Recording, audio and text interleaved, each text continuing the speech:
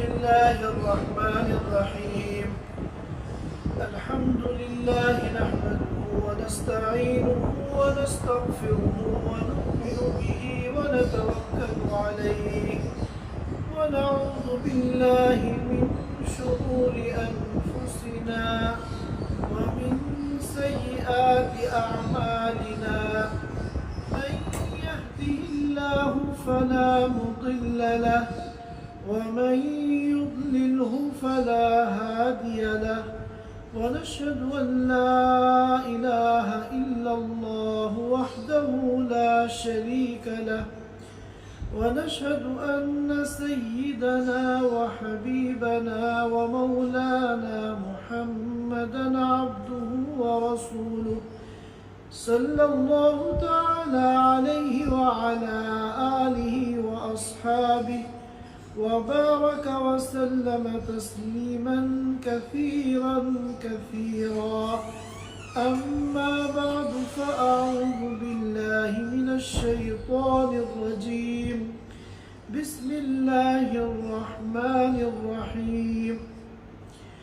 والضحى والليل إذا سجى ما ودعك ربك وما قلى وللآخرة خير لك من الأولى ولسوف يعطيك ربك فترضى ألم يجدك يتيما فآوى ووجدك ضالا فهدى ووجدك عائلا فأغنى فأما اليتيم فلا تقهر وأما السائل فلا تنهر وأما بنعمة ربك فحدث. صدق اللہ العظیم. حضرات سامعین کرام، آج ہماری گفتگو کا موضوع سورۃ الضحیٰ کی تفسیر ہے. یہ سورت جس کو سورۃ الضحیٰ بھی کہتے ہیں اور سورہ والضحیٰ بھی کہتے ہیں، یہ قرآن پاک کی ایک انتہائی عظیم الشان سورت ہے. اور یہ سورت مکی ہے، بلکہ زمانہ نبوت کے ابتدائی دور میں یہ سورت نازل ہوئی ہے. اس سورت کے 3 حصے ہیں. پہلے حصے میں اللہ تعالیٰ نے قسم کھا کر، دن اور رات کی قسم کھا کر نبی پاک صلی اللہ علیہ وسلم کو تسلی دی ہے اور ان کو اطمینان دلایا ہے اور ان کے فکر و غم کو دور کرنے کا سامان فراہم کیا ہے. اور اس سورت کا جو دوسرا حصہ ہے، اس میں اللہ تعالی نے اپنے نبی پر اپنی چند نعمتوں کا تذکرہ فرمایا ہے.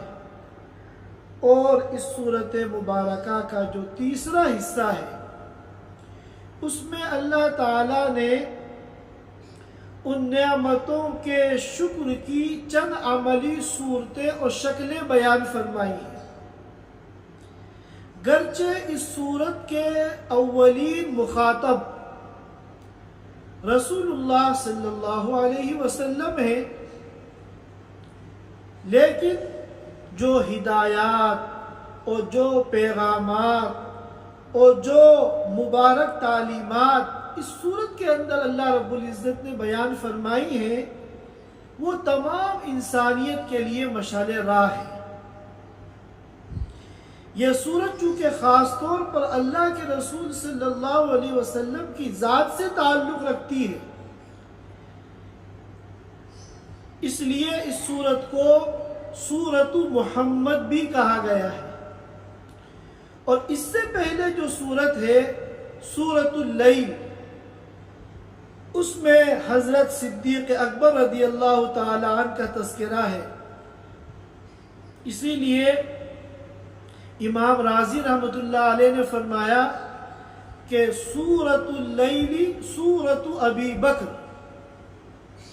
و سورۃ الضحیٰ سورۃ محمد صلی اللہ علیہ وسلم، کہ سورۃ اللیل جو ہے یہ تو سورہ صدیق اکبر ہے، اس میں ان کا تذکرہ ہے، اور سورۃ الضحیٰ جو ہے یہ سورہ محمد ہے، اس میں محمد الرسول اللہ صلی اللہ علیہ وسلم کا تذکرہ ہے۔ اس سورت میں اللہ تعالی نے دن اور رات کی قسم کھا کر چند ایسی باتیں آپ صلی اللہ علیہ وسلم کو مخاطب بنا کر ارشاد فرمائی ہیں جس سے آپ کو تسلی ہو، اطمینان ہو، اور آپ کا رنج اور غم دور ہو۔ اب سوال یہ پیدا ہوتا ہے، ایسا کیا رنج و غم تھا اور ایسی کیا تکلیف تھی آپ کو، اور ایسی کیا پریشانی لاحق تھی آپ کو کہ اللہ تعالیٰ اتنے اہتمام سے آپ کو تسلی دینے کے لیے پوری سورت نازل فرما رہے ہیں۔ تو اس کو سمجھنے کے لیے ہمیں اس سورت کا شان نزول سمجھنا ہوگا کہ کس پس منظر میں یہ سورت نازل ہوئی، اس سورت کے نزول کا بیک گراؤنڈ کیا ہے۔ تو اس سلسلے میں مختلف روایات ہیں، ان تمام روایات کا حاصل اور خلاصہ یہ ہے کہ ایک موقع پر وحی کا نزول منقطع ہو گیا چند دن کے لیے۔ آپ صلی اللہ علیہ وسلم وحی کے نزول کے لیے بے قرار رہتے تھے۔ اب اگر یہ سلسلہ منقطع ہو تو پھر آپ جو ہے پریشان ہو جاتے تھے، اور کیوں پریشان نہ ہو؟ کیونکہ آپ کو اللہ تعالیٰ سے جو عشق تھا اور اللہ تعالیٰ سے آپ کو جو محبت تھی وہ حقیقی تھی، اور اللہ تعالیٰ سے رابطے کا جو ذریعہ تھا وہ وہی تھی۔ اب اگر کوئی سچا عاشق ہو دنیا کے اندر اور اس کا اپنے محبوب سے رابطہ منقطع ہو جائے اور کوئی وجہ بھی معلوم نہ ہو، تو سچے عشق کی پہچان ہے کہ جتنا زیادہ عشق ہوگا اتنی ہی بدگمانی ہوگی، برے خیالات آئیں گے، بڑے بڑے اندیشے سامنے آئیں گے کہ میرا محبوب ناراض تو نہیں ہو گیا، میرا محبوب خفا تو نہیں ہو گیا، میرے محبوب کو کوئی بات بری تو نہیں لگ گئی، آخر کیا وجہ ہے کہ یہ رابطہ منقطع ہو گیا۔ اور آپ صلی اللہ علیہ وسلم پر جب وحی نازل ہوتی تھی تو آپ کو روحانی سکون ملتا تھا، اس سکون کی تلاش میں بھی آپ بے چین رہتے تھے کہ کب وحی نازل ہوتی ہے، اور وحی کے انقطاع سے آپ کو تکلیف ہوتی تھی۔ اور ادھر اور بھی بہت ساری باتیں ہیں، بعض مرتبہ لوگ سوالات کرتے تھے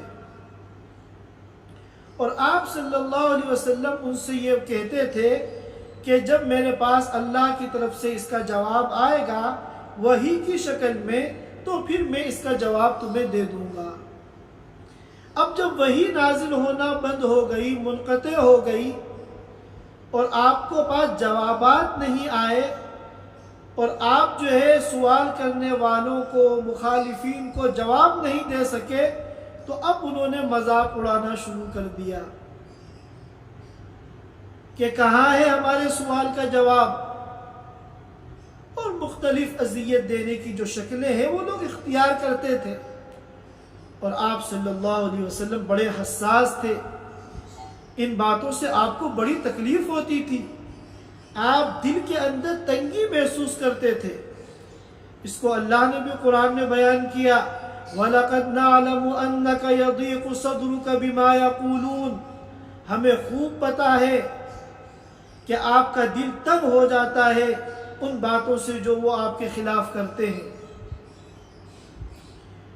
اور اسی طرح بعض روایتوں میں آتا ہے کہ آپ چند دن تہجد کے لیے نہیں اٹھے۔ اس کی وجہ یہ بھی ہو سکتی ہے کہ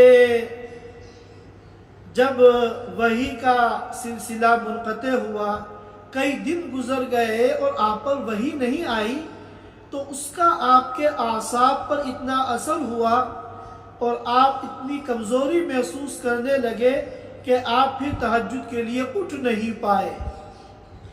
تو آپ کے پڑوس میں ابو لہب کی جو بیوی رہتی تھی، ام جمیل، یہ وہی ام جمیل ہے جس کا تذکرہ ہم سورۃ اللہب کی تفسیر میں سن چکے ہیں۔ وَامْرَأَتُهُ حَمَّالَةَ الْحَطَبِ فِي جِيدِهَا حَبْلٌ مِّن مَّسَدٍ۔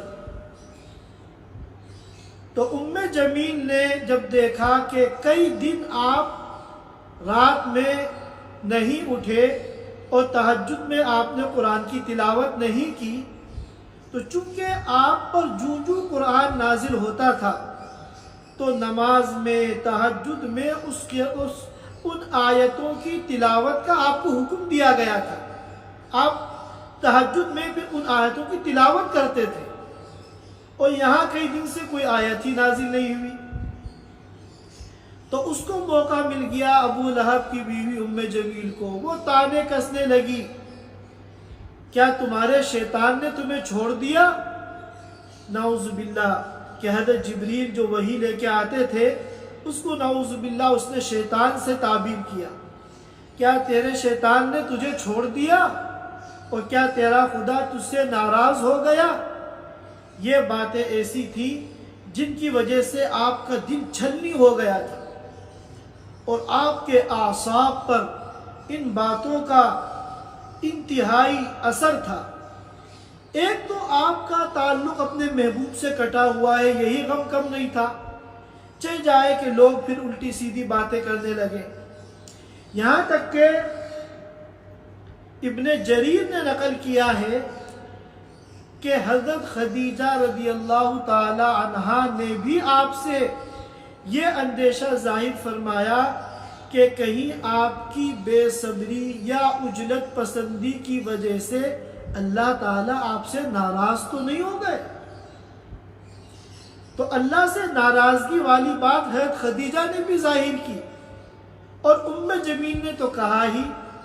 حافظ ابن حجر عسقلانی رحمۃ اللہ علیہ، جو بخاری کے صحیح البخاری کے سب سے بڑے شارح ہیں، انہوں نے فرمایا کہ بات تو دونوں کی ایک تھی، حضرت خدیجہ رضی اللہ تعالی عنہا کی بھی اور ام جمیل کی بھی، لیکن دونوں کی نیتوں میں فرق تھا۔ حضرت خدیجہ تو خیر خواہی میں اور محبت میں یہ بات کہہ رہی تھی، اور ام جمیل جو ہے وہ آپ کو ذلیل اور رسوا کرنے کے لیے یہ بات کہہ رہی تھی۔ چنانچہ جب حالات بہت زیادہ خراب ہو گئے اور آپ کی طبیعت غیر معمولی طور پر ان حالات سے متاثر ہو گئی، تو اللہ نے آپ کی تسلی کے لیے، آپ کی تشفی کے لیے، آپ کے اطمینان کے لیے یہ سورۃ الضحیٰ نازل فرمائی۔ کیا فرمایا؟ وَالضُّحَىٰ، قسم ہے چاشت کے وقت کی۔ ضحیٰ کہتے ہیں چاشت کا وقت۔ چاشت کا وقت کسے کہتے ہیں؟ جب سورج طلوع ہوتا ہے تو اس وقت جو ہے روشنی بھی کم ہوتی ہے، اور اس کی روشنی میں گرمی اور تپش بھی کم ہوتی ہے، لیکن جب چڑھتے چڑھتے وہ تقریباً نصف النہار کے قریب آ جاتا ہے، یعنی آج کی ٹائمنگ کے اعتبار سے اگر ہم کہیں تو تقریباً 9:30 بجے کا جو وقت ہوتا ہے، اس وقت سورج کی روشنی میں گرمی اور شدت پیدا ہونے لگتی ہے اور دنیا اچھی طرح روشن ہو جاتی ہے، تو اس کو کہتے ہیں ضحیٰ۔ قسم ہے چاشت کے وقت کی، یعنی دن کے اس وقت کی جب سورج کی روشنی کی تابانی بڑھ جاتی ہے اور اس کے اندر گرمی اور تمازت پیدا ہو جاتی ہے۔ واللیل اذا سجا، اور قسم ہے رات کی جب کہ وہ چھا جائے۔ سجا کے اندر سکون کا بھی مفہوم ہے۔ جہاں تک تعلق رات کا ہے تو جیسے ہی مغرب ہوئی رات تو شروع ہو گئی، لیکن رات کا جو ابتدائی حصہ ہے اس میں ابھی پورا اندھیرا نہیں ہوتا ہے اور سکون بھی نہیں ہوتا ہے، ابھی لوگوں کی چلت پھرت، کاروبار، ملنا جلنا، ملاقاتیں، یہ جو حرکت ہے یہ بھی جاری رہتی ہے۔ لیکن جب دیر رات ہو جاتی ہے 12-1 بجے تو اس وقت اندھیرا بھی فل ہو جاتا ہے اور سکون چھا جاتا ہے۔ لوگ جو ہے آرام کے لیے اپنے اپنے بستروں میں چلے جاتے ہیں اور دنیا میں نقل و حرکت جو ہے وہ تھم جاتی ہے۔ تو دن کی بھی قسم کھائی جبکہ دن عروج پر پہنچ جائے، اور رات کی بھی قسم کھائی جبکہ رات اپنے عروج پر پہنچ جائے۔ وَالضُّحَىٰ وَاللَّيْلِ اِذَا سَجَا، قسم ہے چاشت کے وقت کی، وَاللَّيْلِ اِذَا سَجَا، اور قسم ہے رات کی جب وہ چھا جائے اور ماحول پرسکون ہو جائے۔ اب قسم کھا کر اب فرما رہے ہیں ما ودعک ربک وما قلی، اے نبی آپ کے رب نے آپ کو نہیں چھوڑا۔ جمیل نے کہا تھا نا کہ ایسا لگتا ہے نعوذ باللہ تمہارے شیطان نے تمہیں چھوڑ دیا ہے اور تمہارا خدا تم سے ناراض ہو گیا ہے۔ اس کے جواب میں آ رہا ہے ما ودعک، نہیں چھوڑا آپ کو آپ کے رب نے، وما قلی، اور نہ وہ آپ سے ناراض ہوا۔ ودع یودع کے معنی آتے ہیں رخصت کر دینا، کسی کو روانہ کر دینا، چھوڑ دینا، اسی لیے کہتے ہیں الوداع۔ جب کسی کو رخصت کرتے ہیں تو رخصتی وہ کہتے ہیں الوداع۔ ما ودعک ربک وما قلی، آپ کے رب نے آپ کو نہیں چھوڑا، وما قلی، اور آپ سے ناراض نہیں ہوا، آپ سے بیزار نہیں ہوا۔ اب سوال یہ پیدا ہوتا ہے کہ وَالضُّحَىٰ وَاللَّيْلِ اِذَا سَجَا، قسم کھا کر اللہ نے فرمایا ما وَدَّعَكَ رَبُّكَ وَمَا قَلَىٰ۔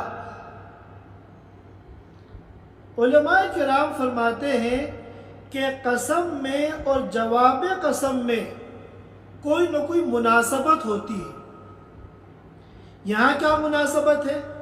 یہاں اللہ تعالیٰ وَالضُّحَىٰ وَاللَّيْلِ اِذَا سَجَا قسم کھا کر آپ کو یہ بات سمجھانا چاہتے ہیں کہ دیکھیے جب دن آتا ہے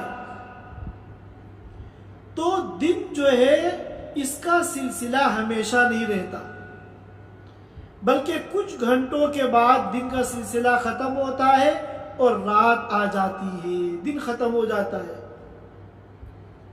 اور اسی طرح جب رات آتی ہے تو رات ہمیشہ نہیں رہتی، بلکہ کچھ گھنٹوں کے بعد رات ختم ہو جاتی ہے اور دن آ جاتا ہے۔ اور یہ جو سلسلے کا انقطاع ہے کہ دن آیا منقطع ہو گیا، رات آئی پھر وہ منقطع ہو گئی، اس میں اللہ تعالیٰ کی حکمت ہے، کیونکہ دن اللہ نے دیا ہے کام کے لیے اور رات دی ہے اللہ نے آرام کے لیے۔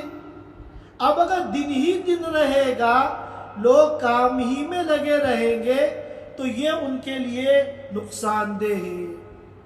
وہ تھک جائیں گے، بیمار پڑ جائیں گے، مر جائیں گے۔ اور اگر رات ہی رات رہے تو بستر پہ پڑے پڑے بھی بیمار ہو جائیں گے۔ تو اللہ تعالیٰ کی حکمت کا تقاضا ہے کہ اللہ تعالیٰ تسلسل کو توڑتے ہیں اور بندوں کی مصلحت کے لیے، فائدے کے لیے اللہ تعالیٰ نظام کو بدلتے ہیں۔ اسی طرح یہاں پر بھی اگر مسلسل وحی آئے گی تو اس میں بھی آپ کا نقصان ہے، اس لیے ہم وحی کے سلسلے کو منقطع کرتے ہیں، پھر کچھ وقفے کے بعد وحی کا سلسلہ شروع کرتے ہیں، اور اس میں آپ ہی کا فائدہ ہے۔ کیوں؟ اس لیے کہ گرچہ وحی کے آنے سے آپ کو روحانی سکون تو ملتا تھا، لیکن جسمانی اعتبار سے آپ پسینہ پسینہ ہو جاتے تھے، اور اگر سواری پر آپ سوار ہو تو اتنا بوجھ آپ کے جسم پر پڑتا تھا کہ سواری بیٹھ جاتی تھی۔ تو اگر تسلسل کے ساتھ وحی آئے گی تو یہ آپ کی جسمانی صحت کے لیے نقصان دہ ہے۔ لہذا اب اگر ہم کچھ دنوں کے لیے وحی کے سلسلے کو موقوف کر دیں تو آپ اس سے اپنا دل چھوٹا نہیں کریے، اور آپ اپنے دل کے اندر برے خیالات مت لائیے۔ یہ بھی ہماری حکمت اور مصلحت کا ایک حصہ ہے۔ چنانچہ تسلی کے لیے اس سورت کے شروع میں جو چند باتیں اللہ تعالیٰ نے ارشاد فرمائی، اس میں پہلی بات کیا ہے؟ ما ودعک ربک وما قلی، نہیں چھوڑا آپ کو آپ کے رب نے، وما قلی، اور نہ وہ آپ سے ناراض ہوا۔ اس کے بعد فرمایا تسلی کے لیے وَلَلْآخِرَةُ خَيْرٌ لَكَ مِنَ الْأُولَى، اور آخرت آپ کے لیے دنیا سے بہتر ہے۔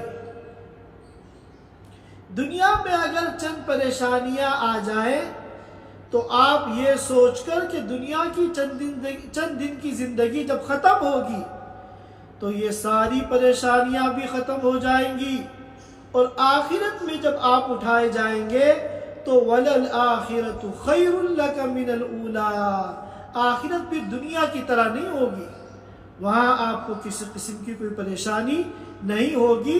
آخرت جو ہے وہ آپ کے لیے دنیا سے بہتر ہے۔ ایک مطلب تو یہ بیان کیا گیا ہے، اور دوسرا مطلب یہ بیان کیا گیا وَلَلْآخِرَةُ خَيْرٌ لَكَ مِنَ الْأُولَى، کہ ہر بعد میں آنے والے احوال پہلے حالوں سے بہتر ہوں گے۔ ہر بعد میں آنے والے ایام، احوال، حالات پہلے والے جو حالات ہیں ان سے بہتر ہوں گے۔ یہ بھی تسلی کے لیے ہے کہ اگر وقتی طور پر کوئی پریشانی ہے تو اب جو آئندہ ایام آنے والے ہیں وہ ان ایام سے زیادہ بہتر ہیں۔ چنانچہ ہم دیکھیں معاشی اعتبار سے بھی آپ کے جو حالات پہلے تھے، بعد میں جو زمانہ آگے بڑھتا گیا آپ کے حالات اچھے ہوتے چلے گئے، اور دشمنوں پہ غلبے کے اعتبار سے بھی ہر اگلی حالت پہلی حالت سے بہتر۔ چنانچہ ایک زمانہ وہی آیا کہ فتح مکہ میں اللہ نے آپ کو غلبہ کاملہ عطا فرما دیا، وہی سارے دشمن جو آپ پہ ظلم و ستم کا پہاڑ توڑتے تھے وہ آپ کے قدموں میں آ کے گر گئے۔ وَلَلْآخِرَةُ خَيْرٌ لَكَ مِنَ الْأُولَى، ہر اگلی حالت آپ کی بعد میں آنے والی جو حالت ہے وہ پہلی حالت سے زیادہ بہتر ہوگی۔ وَلَسَوْفَ يُعْطِيكَ رَبُّكَ فَتَرْضَى، وَلَسَوْفَ يُعْطِيكَ، یہ سوفا کب لاتے ہیں؟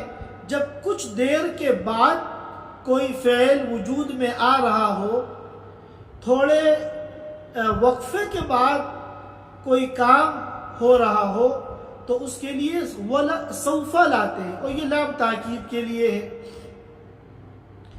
وہ وقت دور نہیں کہ یعطی کا رب کا، کہ آپ کا رب آپ کو اتنا دے گا فترضا، کہ آپ خوش ہو جائیں گے۔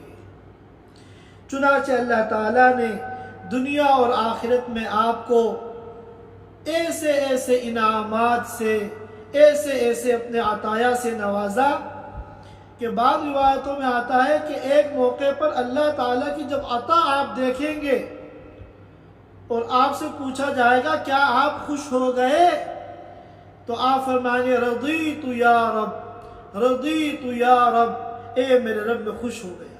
وَلَسَوْفَ يُعْطِيكَ رَبُّكَ فَتَرْضَى، وہ وقت دور نہیں کہ آپ کا رب آپ کو اتنا دے گا، اتنا عطا کرے گا، آپ کو اتنا نوازے گا کہ آپ خوش ہو جائیں گے۔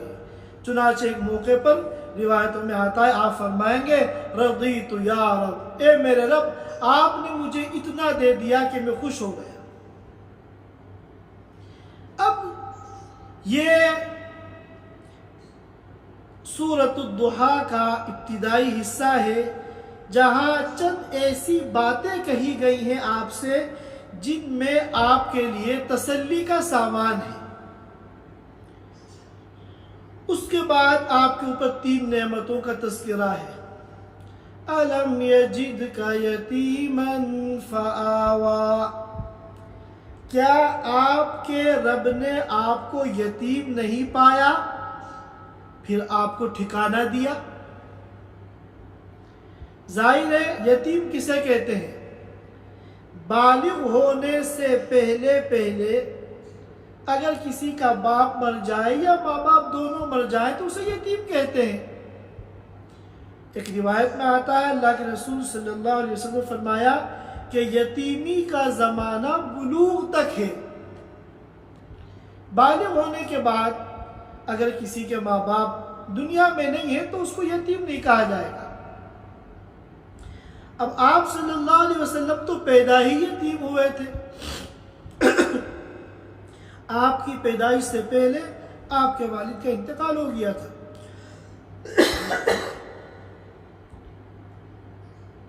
اور ابھی 5 سال کے آپ ہوئے تھے کہ آپ کی والدہ کا بھی انتقال ہو گیا، تو آپ ڈبل یتیم ہو گئے۔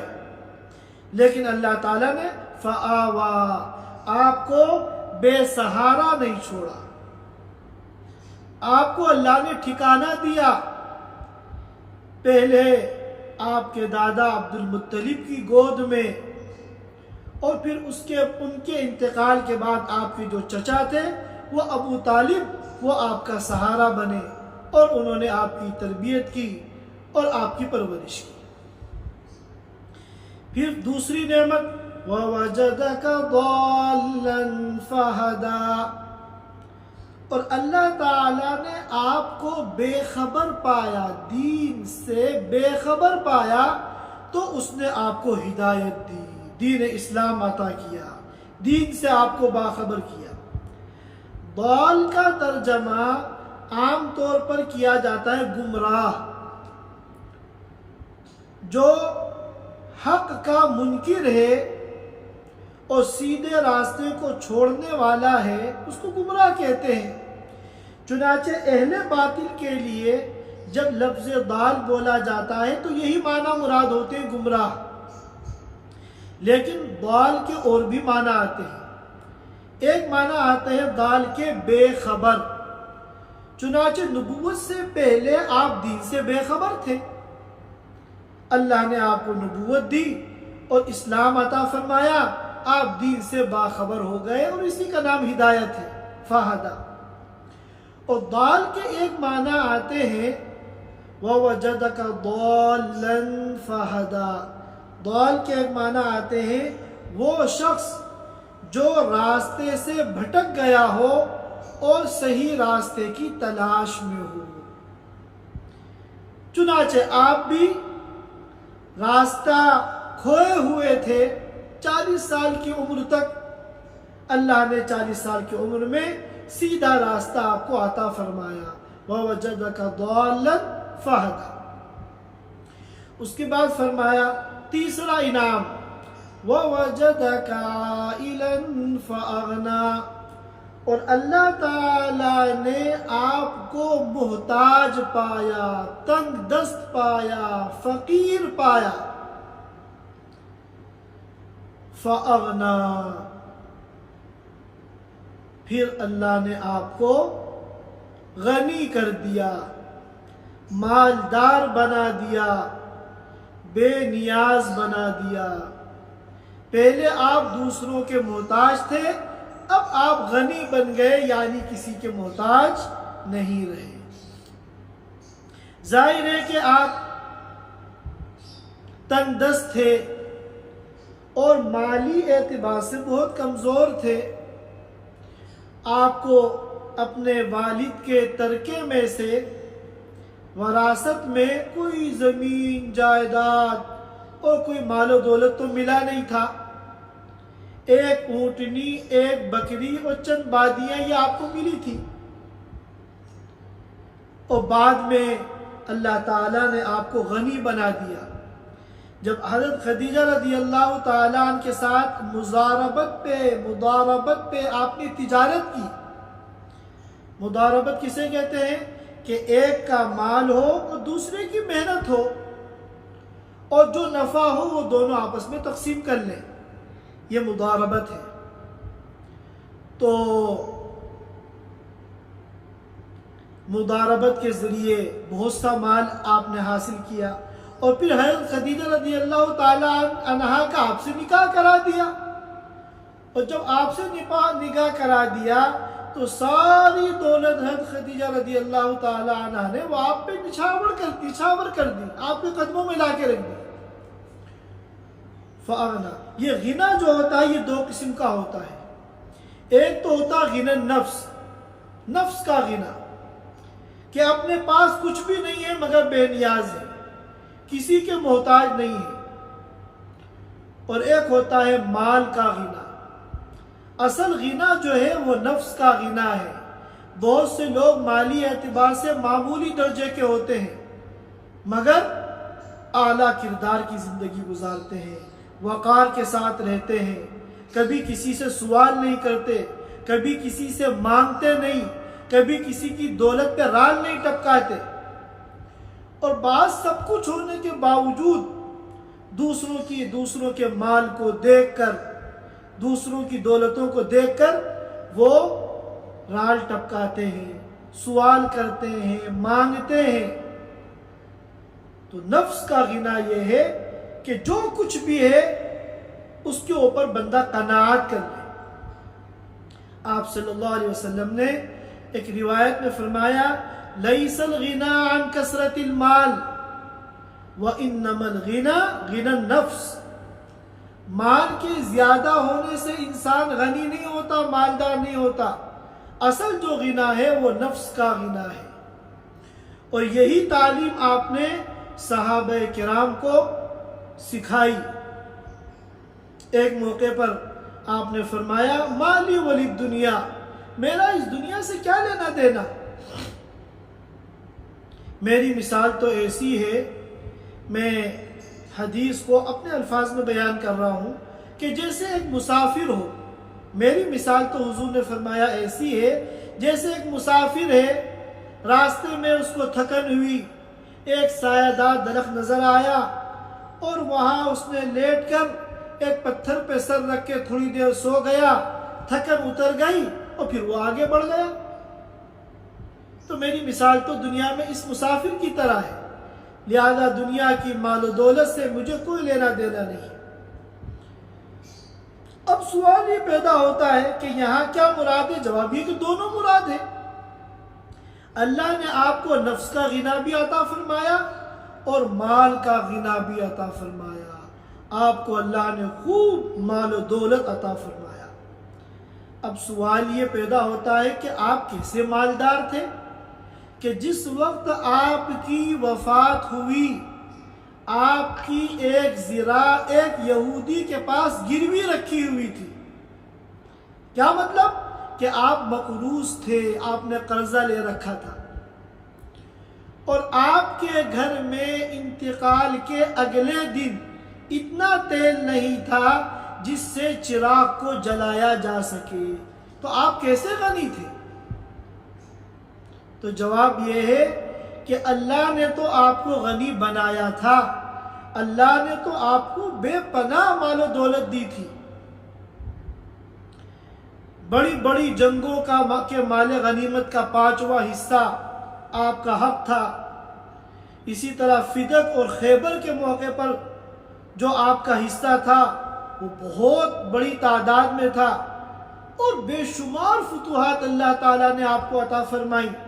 تو اللہ نے دینے میں کوئی کمی نہیں کی، وہ تو رسول اللہ صلی اللہ علیہ وسلم کا حال یہ تھا کہ جو بھی کچھ ملتا تھا وہ جمع کر کے اپنے پاس نہیں رکھتے تھے، بلکہ فوراً اللہ کے راستے میں خرچ کر دیا کرتے تھے۔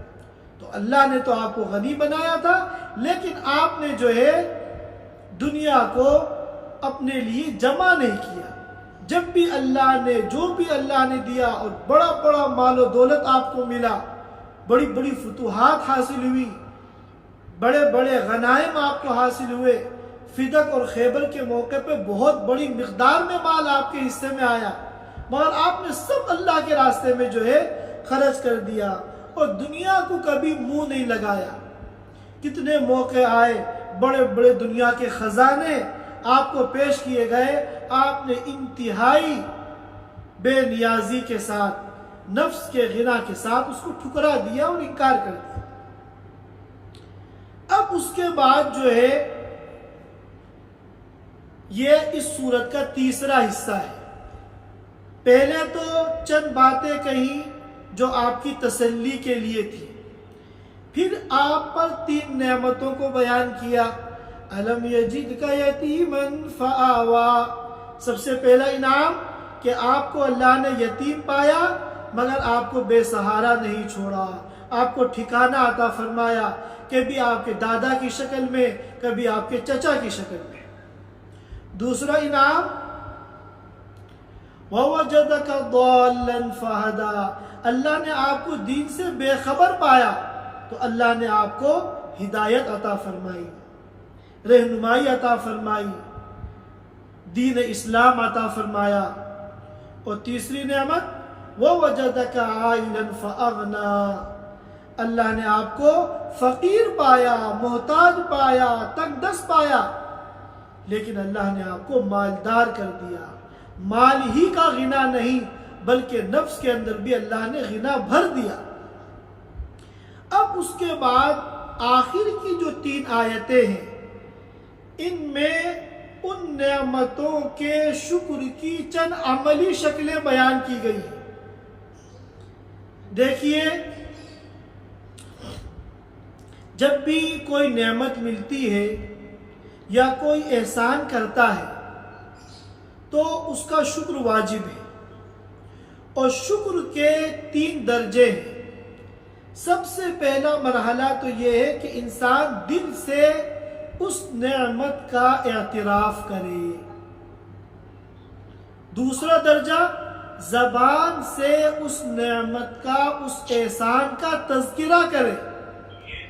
آج کل بعض لوگ ایسے ہوتے ہیں، لوگ ان پہ بڑے بڑے احسانات کرتے ہیں اور وہ ڈکار تک نہیں لیتے، کبھی پھوٹے منہ ان کے منہ سے 2 لفظ شکریہ کے نہیں نکلتے۔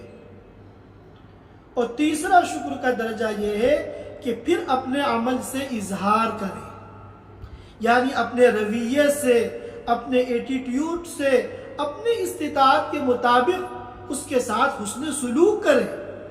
ہل جزاء الاحسان الا الاحسان، احسان کا جو بدلہ ہے وہ صرف احسان ہے۔ اب احسان یہ مطلب نہیں ہے کسی نے، آپ ضرورت مند ہے، آپ کو 1 لاکھ روپے دے دیے تو اب آپ بھی اس کو 1 لاکھ روپے دیں، حالانکہ آپ کی حیثیت نہیں ہے۔ آپ اپنی استطاعت کے مطابق جو بھی اچھا اس کے ساتھ کر سکتے ہیں، یہ عملی شکر ہے۔ تو اسی طرح علماء کرام نے ایک بات بیان فرمائی کہ اللہ تعالیٰ جو نعمتیں دیتے ہیں وہ عام طور پر 3 طرح کی نعمتیں ہیں، اور ان تینوں کا جو عملی شکر ہے الگ الگ ہے۔ اگر اللہ نے آپ کو مالی دولت دی ہے تو شکر کا ایک درجہ تو کیا ہے؟ دل سے اعتراف کرنا، دوسرا درجہ زبان سے اظہار کرنا، اور تیسرا درجہ عمل سے اس کو ظاہر کرنا۔ تو یہ جو عملی شکل ہے شکر کی، تو اگر اللہ نے آپ کو مال و دولت دی ہے تو آپ کا تو اس کے شکر کی جو عملی شکل ہے وہ یہ ہے کہ اللہ کی دی ہوئی اس نعمت کو آپ اللہ کے راستے میں خرچ کریں۔ اور اگر اللہ نے آپ کو نعمت دی ہے صحت کے اعتبار سے، قوت کے اعتبار سے، انرجی کے اعتبار سے، تو اس کا شکر یہ ہے عملی کہ آپ اس قوت کو، اس صحت کو اللہ کی عبادت میں خرچ کریں۔ آپ لمبی لمبی نمازیں پڑھیں، آپ روزے رکھیں، آپ اس انرجی کو دین کے کاموں میں استعمال کریں۔ اور اگر اللہ نے نعمت دی ہے علم کے اعتبار سے، حکمت کے اعتبار سے، معرفت کے اعتبار سے، تو عملاً اس کا شکر یہ ہے کہ وہ علم آپ دوسروں کو سکھائیں، وہ علم آپ دوسروں کو سکھائیں، اور اس علم کو، حکمت کو، دین کی وہ باتیں آپ دوسروں تک پہنچائیں۔ اب یہاں پر آپ آئیے، سب سے پہلے کہا فَأَمَّا الْيَتِيمَ فَلَا تَقْهَرْ، بہرحال یتیم فَلَا تَقْهَرْ، تو اس کو دبائیے مت، اس کے اوپر زیادتی نہ کیجیے، اس کے ساتھ برا سلوک نہ کیجیے۔ کیوں؟ کیونکہ آپ یاد رکھیے أَلَمْ يَجِدْكَ يَتِيمًا فَآوَى، کہ اللہ نے آپ کو یتیم پایا تھا، اللہ نے آپ کو سہارا دیا تھا، لہذا اب اگر آپ کے سامنے کوئی یتیم ہو تو آپ اس کا سہارا بنیے۔ فَأَمَّا الْيَتِيمَ فَلَا تَقْهَرْ، تو اللہ نے آپ کو یتیم پایا تھا اور اللہ نے آپ کو سہارا دیا تھا، آپ کو بے سہارا اور بے یار و مددگار نہیں چھوڑا تھا، تو اللہ کی اس نعمت کا شکر عملی یہ ہے کہ آپ کے سامنے بھی اگر کوئی یتیم آئے فَلَا تَقْهَرْ، تو آپ اس کو دبائیے نہیں، اس کے ساتھ برا سلوک نہ کریے۔ وَأَمَّا السَّائِلَ فَلَا تَنْهَرْ، چنانچہ اللہ کے رسول صلی اللہ علیہ وسلم نے یتیموں کے سلسلے میں بڑے حقوق بیان کیے، ان کے ساتھ حسن سلوک کے بڑے فضائل بیان کیے، یہاں تک فرمایا کہ مسلم گھرانوں میں سب سے بہتر گھر وہ ہے جہاں کوئی یتیم ہو اور اس یتیم کے ساتھ وہاں حسن سلوک کیا جائے، اور سب سے برا گھر، مسلمانوں کے گھروں میں سب سے برا گھر وہ ہے کہ جس گھر میں کوئی یتیم ہو اور اس کے ساتھ برا سلوک کیا جائے۔ فَأَمَّا الْيَتِيمَ فَلَا تَقْهَرْ وَأَمَّا السَّائِلَ فَلَا تَنْهَرْ، اور بہرحال سوال کرنے والا تو اس کو جھڑکیے مت۔ علماء نے کہا کہ اس کے 2 مطلب ہیں۔ ایک مطلب تو یہ ہے کہ سوال کرنے والا یعنی علمی سوال کرنے والا، دین کے بارے میں سوال کرنے والا، کوئی مسئلہ معلوم کرنے والا اگر آ جائے اور وہ بے وقت ہو یا آپ جو ہے ذہنی طور پر تیار نہ ہو، فَلَا تَنْهَرْ، اس کو ڈانٹیے مت، کیونکہ آپ بھی تو دین سے بے خبر تھے، اللہ نے آپ کو کتنے پیار سے دین سکھایا، لہذا آپ سے بھی اگر کوئی دین کا سوال کرے فَلَا تَنْهَرْ، تو اس کو جھڑکیے مت، اس کو ڈانٹیے مت۔ چنانچہ اللہ کے رسول صلی اللہ علیہ وسلم نے فرمایا کہ اگر کسی سے کسی علم کے بارے میں سوال کیا گیا، دین کا کوئی مسئلہ معلوم کیا گیا اور اس نے چھپا لیا، مسئلہ نہیں بتایا، اس علم کو آگے نہیں بڑھایا، تو قیامت کے دن کیا ہوگا؟ الجم بلجام من النار، آگ کی لگام سے اس کو جو ہے داغا جائے گا، لگام لگائی جائے گی۔ اور دوسرا مطلب یہ ہے سائل سے مراد مانگنے والا، فقیر۔ اگر کوئی فقیر ہو تو آپ اس کو جھڑکیے مت۔ اگر آپ کے پاس کچھ ہے دینے کو تو آپ اس کو دیجئے، اور اگر دینے کو آپ کے پاس نہیں ہے تب بھی اس کو پیار سے اور محبت سے منع کر دیے، مگر اس کو ڈانٹنا، اس کو جھڑکنا یہ صحیح نہیں ہے، کیونکہ یاد کیجئے وَوَجَدَكَ عَائِلًا فَأَغْنَىٰ، آپ بھی تو محتاج تھے، ہم نے آپ کو مالدار بنایا تھا۔ لہذا اگر کوئی محتاج آپ کے سامنے آئے، ہاتھ پھیلا کے آپ سے مانگے، فلا تنہا، اس کو مت جھڑکیے۔ وَأَمَّا بِنِعْمَةِ رَبِّكَ فَحَدِّثْ، اور اپنے رب کی نعمتوں کو بیان کیجیے۔ اب اگر یہ نعمتیں دنیاوی ہیں تو آپ اس کا اظہار کیجیے زبان سے، اور اگر نعمت سے مراد علم ہے، ہدایت ہے، دین ہے، تو وَأَمَّا بِنِعْمَةِ رَبِّكَ فَحَدِّثْ کا مطلب یہ ہے کہ اللہ نے آپ کو دین کی شکل میں، شریعت کی شکل میں، اسلام کی شکل میں جو نعمت عطا فرمائی ہے، فحدث، آپ اس کو بیان کیجئے۔ چنانچہ وہ تمام احادیث مبارکہ جو اس سلسلے میں آپ نے بیان کی ہیں اور جن سے آج بھی ہم دین کے سلسلے میں رہنمائی حاصل کرتے ہیں، سب اسی آیت کے مفہوم میں داخل ہیں۔ ہم ایک مرتبہ آخر میں پھر اس صورت کا ترجمہ کر لیتے ہیں۔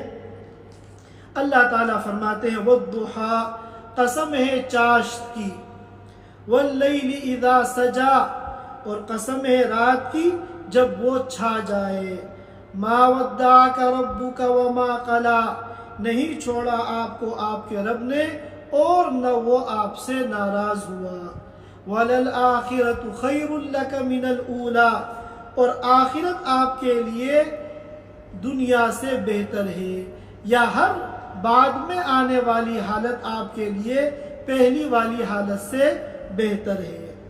اور وَلَسَوْفَ يُعْطِيكَ رَبُّكَ فَتَرْضَىٰ، وہ وقت دور نہیں کہ آپ کا رب آپ کو اتنا دے گا کہ آپ خوش ہو جائیں گے۔ أَلَمْ يَجِدْكَ يَتِيمًا فَآوَىٰ، کیا اس نے آپ کو یتیم نہیں پایا تو اس نے آپ کو ٹھکانہ دیا۔ وَوَجَدَكَ ضَالًّا فَهَدَىٰ، اور اس نے آپ کو دین سے بے خبر پایا تو اس نے دین کی رہنمائی کی۔